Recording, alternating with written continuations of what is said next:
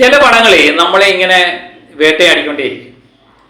ഈ പടം ഇറങ്ങിയിട്ട് കുറച്ച് ദിവസമായി, ഞാനിത് കണ്ടില്ലായിരുന്നു. ഈ പടം ഇറങ്ങിയെന്ന് പോലും എനിക്കറിയില്ലായിരുന്നു. പക്ഷെ പലരും പല റിവ്യൂ ഒക്കെ ഇട്ടേക്കുന്നതൊക്കെ കണ്ടു. എന്നാലും നമ്മൾ വലിയ ഇത് കൊടുത്തില്ല, കാണാനൊന്നും പോയില്ല.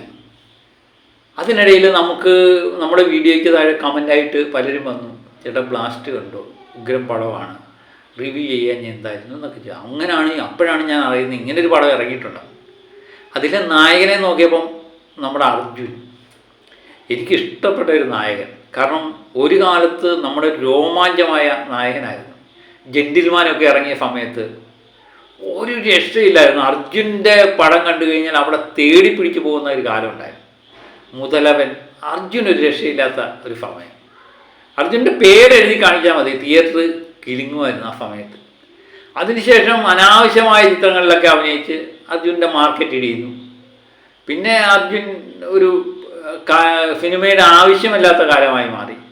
അതിനുശേഷം അർജുനാണ് ഇതിനകത്ത് നായകൻ എന്ന് പറഞ്ഞപ്പോൾ പഴയ ഓർമ്മകൾ നമ്മളെ ആ ചിത്രം കാണാൻ വേണ്ടി പ്രേരിപ്പിച്ചു. കൂടെ അഭിരാമിയും പ്രീതിയും. പ്രീതി സർവമായക്കത്തെ നായികയാണെന്ന് തോന്നുന്നു. അഭിരാമിയെ നമ്മുടെ പഴയ അഭിരാമി. അവരുടെ കുടുംബത്തിലേക്ക് ചില ആൾക്കാർ കടന്നു വരുന്നു. ദൃശ്യത്തെ ഓർമ്മപ്പെടുത്തുന്ന ഒരു കാര്യമാണ്. ചില ആൾക്കാർ കടന്നു വരുന്നു.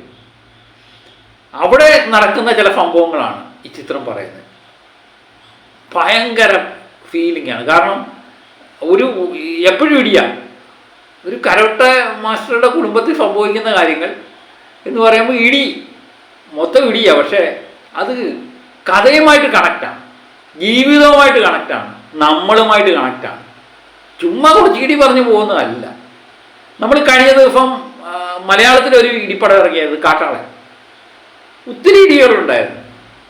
പക്ഷെ ആ കഥയും നമ്മളുമായിട്ട് കണക്റ്റായില്ല, സംഭവങ്ങളും ഇടിയുമായിട്ട് കണക്റ്റായില്ല ചിത്രത്തിൽ തന്നെ.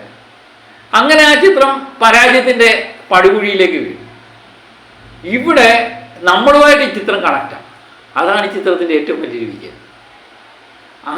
ആദ്യം പടം കണ്ടുകൊണ്ടിരിക്കുമ്പോൾ ഈ പടത്തെ പറ്റിയാണോ പറഞ്ഞത്, വലിയ കാര്യമൊന്നും ഇല്ല എന്ന് വിചാരിച്ചിരിക്കുമ്പോഴാണ് സ്വാഭാവികമായിട്ടും നമ്മളുമായിട്ട് ആ പടത്തിന് പെട്ടെന്ന് അങ്ങ് കണക്റ്റാകും. പിന്നെ നമ്മളങ്ങ് ചേർന്ന് പോകും ആ പടവുമായിട്ട്.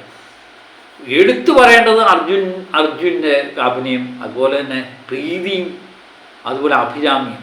ഒരു രക്ഷയില്ലടേ. അർജുനോടൊപ്പം തന്നെ നിന്ന രണ്ട് കഥാപാത്രങ്ങളാണ്. അതുപോലെ സംവിധായകൻ, പുതിയ സംവിധായകനാണെന്ന് തോന്നുന്നു, സുഭാഷ് കെ രാജ്. പക്ഷേ ഒരു ബിഗ് സല്യൂട്ട്, അടിപൊളിയായിട്ട് എടുത്തിട്ടുണ്ട് പുതിയ സംവിധായകൻ. അദ്ദേഹത്തിൻ്റെ ടാലൻറ്റ് മൊത്തം ഈ ചിത്രത്തിൽ അറിയാൻ പറ്റും. അതുപോലെ വിവേക് പ്രസന്ന കയ്യടി നേടിയ മറ്റൊരു താരമാണ്. എനിക്ക് എല്ലാവരുടെ പേരൊന്നും അറിയില്ല, ഞാൻ കുറച്ചൊക്കെ എഴുതിയിട്ടുണ്ട്. പല പ്ലോട്ടിൽ നടക്കുന്ന സമാന്തരമായി നടക്കുന്ന ചില സംഭവങ്ങൾ അത് കോർത്തിണക്കിക്കൊണ്ട് ഈ കരോട്ട മാസ്റ്റർ നായകൻ്റെ കുടുംബവുമായിട്ട് കണക്ട് ചെയ്ത് രസകരമായി പറഞ്ഞു പോകുന്ന ഒരു ചിത്രമായിട്ടാണ് തോന്നിയത്. ഒരു സമയത്ത് പോലും ബോറടിക്കാതെ കൈയടിക്കാവുന്ന ഒത്തിരി രംഗങ്ങളാണ്. അതാണ് ഞാൻ പറഞ്ഞത്, അടി എന്ന് പറഞ്ഞാൽ അടി ഇഷ്ടപ്പെടുന്നവർക്കൊക്കെ ഒരു രക്ഷയില്ല. അടി എന്ന് പറഞ്ഞാൽ അടി ഇഷ്ടപ്പെടാത്തവരാരുമില്ല, ആക്ഷൻ ഇഷ്ടപ്പെടാത്തവരാരുമില്ല. പക്ഷെ അത് അനാവശ്യമായിട്ട് പടത്തിനകത്ത് ഉൾപ്പെടുത്തുമ്പോഴാണ് കഥയുമായിട്ട് യാതൊരു കണക്റ്റും ഇല്ലാതെ അത് നമുക്ക് ബോറായിട്ട് തോന്നുന്നു. ഇത് പലപ്പോഴും നമ്മൾ ആവശ്യപ്പെടുന്ന സമയത്തൊക്കെ സാധനം വരുന്നു. അവിടെയാണ് ആ ചിത്രത്തിൻ്റെ എന്താ പറയുന്നത്, ജീവവായു എന്നൊക്കെ പറയുന്നത്. അത് ഈ ചിത്രത്തിൻ്റെ ഉടനീളം ഉണ്ട് എന്നുള്ളതാണ്. അതുപോലെ രവി ബഫൂൽ അല്ല BGM ഒരു രക്ഷയില്ല. കഴിഞ്ഞ കാട്ടാളൻ എന്ന ചിത്രത്തിൽ അദ്ദേഹമായിരുന്നു. പക്ഷെ അദ്ദേഹം അത്രയൊക്കെ ഉള്ളൂ എന്ന് വിചാരിച്ചിരിക്കുന്നിടത്താണ് ഈ സാധനം ഒരു രക്ഷയില്ല രവി. അതുപോലെ അർജുൻ ചിദംബരം, നായകൻ, ഒരു വില്ലനായിട്ട് വരുന്നത്. ഇവരുടെ ഒന്നും പേരെനിക്കറിയില്ലടി, അതാണ് ഏറ്റവും വലിയ പ്രശ്നം. അർജുൻ ചിദംബരവും ജോൺ കോക്കനും, അങ്ങനെയല്ലേ പേര്. ആ രണ്ട് വില്ലന്മാർ, അവരും ഒരു രക്ഷയില്ല. അപ്പോൾ അതാ ഞാൻ പറഞ്ഞത്, ഇതിനകത്തെ കഥാപാത്രങ്ങളെല്ലാം ഉണ്ടല്ലോ, കൃത്യമായിട്ടുള്ള കഥാപാത്രങ്ങളും പലപ്പോഴും നമുക്ക് കണക്റ്റ് ആവുകയൊക്കെ ചെയ്യുന്ന കഥാപാത്രങ്ങൾ.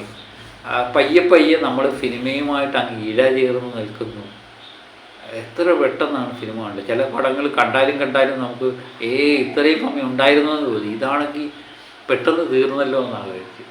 അതുപോലെ ഒരു ഉഗ്ര സാധനമാണ് ബ്ലാസ്റ്റ് എന്ന ചിത്രം. ആദ്യ ദിവസം ഞാൻ പറഞ്ഞ പോലെ തന്നെ നമ്മളും ഈ ചിത്രവുമായിട്ട് കണക്ട് അല്ലായി. നമ്മൾ ഈ ചിത്രം ഇറങ്ങുന്നത് പോലും അറിഞ്ഞില്ല. അതുകൊണ്ട് ഭൂരിപക്ഷം പ്രേക്ഷകർ അറിഞ്ഞില്ല എന്ന് തോന്നി.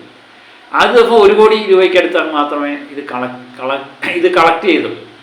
അതിനുശേഷം പിന്നെ പറഞ്ഞ് ഇതൊരു വൻ ഹിറ്റിലേക്ക് നീക്കിക്കൊണ്ടിരിക്കുകയാണ്. ഇപ്പം വൻ രീതിയിൽ ദൃശ്യത്തോടൊപ്പം തന്നെ ഇതും വമ്പൻ കളക്ഷൻ നേടി മുന്നേറുന്ന കാഴ്ചയും നമുക്ക് കാണാൻ പറ്റുന്നുണ്ട്. ഒത്തിരി നാൾ ശേഷം നമ്മുടെ പഴയ ഇഷ്ടനായകനായ അർജുൻ്റെ ഒരു ചിത്രം കണ്ട ഒരു പ്രതീതി. അപ്പം ഇനിയും കാണാത്തവർ പോയി കാണുക കേട്ടോ. നിങ്ങൾക്ക് ഇഷ്ടപ്പെടും 100%. ഞാനും പറഞ്ഞില്ലേ, പലരും പറഞ്ഞു കേട്ടാണ് നമ്മളും പോയത്. നമുക്ക് ഇഷ്ടപ്പെട്ടു. കാശ് മുതലായടേ. ഇടിപ്പടമൊക്കെ ഇഷ്ടപ്പെടുന്നവർക്കുണ്ടല്ലോ, ഒരു രക്ഷയില്ല, കണ്ണടച്ച് ടിക്കറ്റ് എടുത്തു. നമുക്ക് അറുമാദിക്കാനുള്ള സാധനങ്ങളുണ്ട്. അപ്പം കണ്ടവർ അഭിപ്രായം പറയുക. അപ്പം മറ്റൊരു വീഡിയോയുമായിട്ട് വീണ്ടും ഞാൻ എത്തും വരെ ഓക്കെ ബൈ.